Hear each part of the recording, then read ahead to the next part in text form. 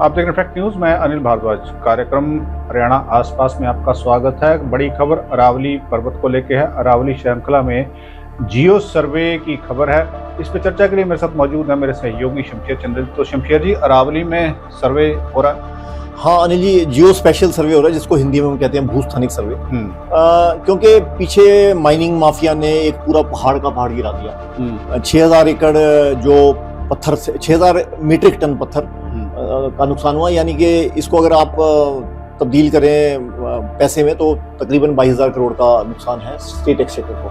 तो अब ये जियो स्पेशल सर्वे कर रहे हैं। ये हरियाणा स्टेट एप्लीकेशन सेंटर करेगी, स्पेस एप्लीकेशन सेंटर। इसमें होगा क्या कि अगर कोई माइनिंग माफिया अब ऐसा करता है तो आप उसको डिटेक्ट कर सकते हैं और पता लगा सकते हैं कि बाउंड्री का पता लगा सकते हैं कितना हरियाणा में है, कितना और कहाँ हो रहा है ये।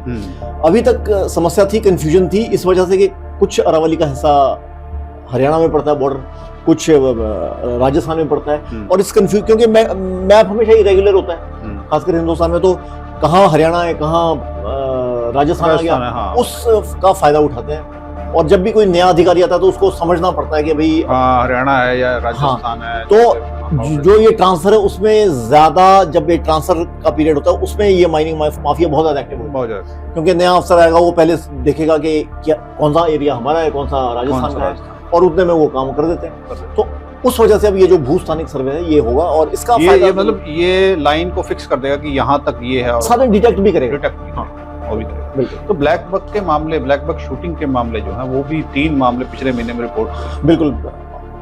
अब ये सलमान खान वाला केस नहीं है, पर है ब्लैक बक की। तो ये अनिल जी सिरसा में जंडोवाड़ बिश्नोइया गांव है। बिश्नोई से आप पहचानी गए होंगे बिल्कुल कि वहाँ 23 दिसंबर को एक मामला सामने आया।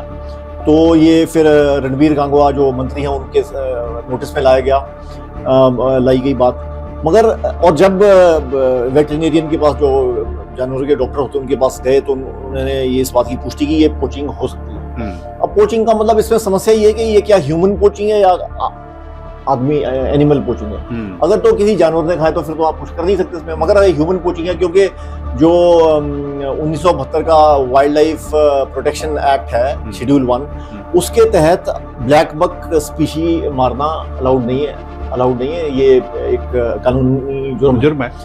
तो ये हुआ है। अब ये एक केस 23 दिसंबर का है, 2 उससे पहले की भी है।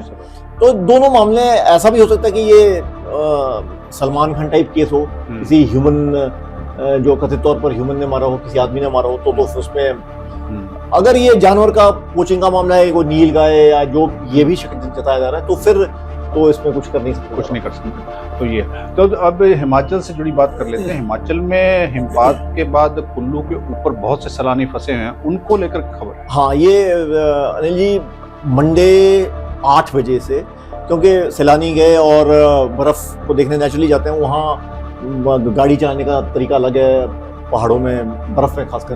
तो 8000 सैलानी वहाँ फंसे थे मंडे रात को, 1500 गाड़ियाँ अटल टनल की दूसरी तरफ। उनको वहाँ के डिस्ट्रिक्ट एडमिनिस्ट्रेशन ने रेस्क्यू कर दिया फिलहाल और उनको सेफ ला दिया गया। अब उन्होंने कहा है कि भाई, जो लोकल एडमिनिस्ट्रेशन ने कहा है कि जो भी सैलानी जाए वो यहाँ से रिपोर्ट करके जाए कि हम जा रहे हैं, ताकि उनके पास नंबर्स हों कि कितने लोग गए हैं, रजिस्ट्रेशन हो। हाँ, ये ऑपरेशन पूरा 14 घंटे चला। एक गाड़ी को लाते गए, 1500 गाड़ियों को एक एक करके 14 घंटे में पूरी की पूरी 1500 गाड़ियां वापस मोड़ के लानी पड़ी। तो ये है। और साथ में अब मुझे लग रहा है कि 27 दिसंबर को एक और फोरकास्ट है 27 बर्फ की बात करने वाला। तो उसमें नेचुरली वो सेब वालों के लिए अच्छा होगा, ये टूरिस्ट के लिए अच्छा होगा। साथ में बारिश भी है। बारिश हरियाणा में, पंजाब हरियाणा में नेचुरली जब वो वहाँ बर्फ पड़ती तो यहाँ बारिश होती है। और वो जैसे हमने पहले भी कहा है कि गेहूं और मस्टर्ड और जो भी आजकल की फसलें उसके लिए, क्योंकि ये दूसरी बारिश होगी तो अच्छा होगा। एयर क्वालिटी इंडेक्स भी अच्छा जाएगा। अब खेल प्रेमियों की बात कर लेते हैं, खासकर क्रिकेट प्रेमियों। कल से फिर मैच शुरू है, टेस्ट मैच। बिल्कुल जी अनिल जी, 1-1 की बराबरी है अभी, एक ड्रॉ हो गया। बड़ा जबरदस्त ड्रॉ हुआ, काफी जबरदस्त, इंटरेस्टिंग। ये ऐसा मैच था जिसमें बॉलर्स ने बैटिंग करके बताया। बॉलर्स ने बॉलिंग तो की पर बैटिंग भी उन्होंने ही की। सही बात है। और सबसे अच्छी बात जो लगी, बहुत समय बाद मैंने देखा कि अपने हमारे इंडिया के फास्ट बॉलर्स ने बहुत अच्छा परफॉर्म। आकाशदीप की परफॉर्मेंस बहुत अच्छी थी और मुझे लग रहा है कि एक बुमराह, आकाशदीप और दूसरे भी जो दो बॉलर हैं, सिराज। और अब ये क्योंकि लास्ट मुकाबला है, इसमें देखिए अगर हम लॉ ऑफ एवरेजेस की बात करें तो भारत को परफॉर्म करना चाहिए, क्योंकि अभी भारत ने परफॉर्म किया नहीं है। जो काबिल प्लेयर्स हैं, केएल राहुल ने, जैसे आप हमेशा जिक्र करते हैं सेना कंट्रीज है ना, south Africa, England, New Zealand, Australia, तो वहाँ हमारे बैट्समैन ने, कोहली ने 1 सेंचुरी मारी है, केएल राहुल ने भी ठीक किया है, मगर ओपनर्स हमारे जायसवाल, गिल वगैरह चल नहीं पाए। तो उम्मीद करनी चाहिए कल जो है लॉ ऑफ एवरेज के हिसाब से उनको चलना चाहिए।